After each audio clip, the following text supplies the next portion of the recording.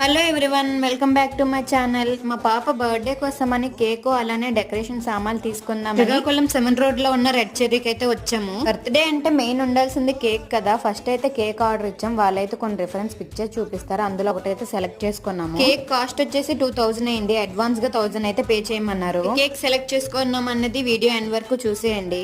ఇంకా కేక్ అయ్యాక బిస్కెట్స్ అలానే 2 ప్యాకెట్స్ చాక్లెట్స్ కూడా తీసుకున్నాము. ఇంకా mixture, paper plates, cool drinks, sweets కూడా తీసుకున్నాము.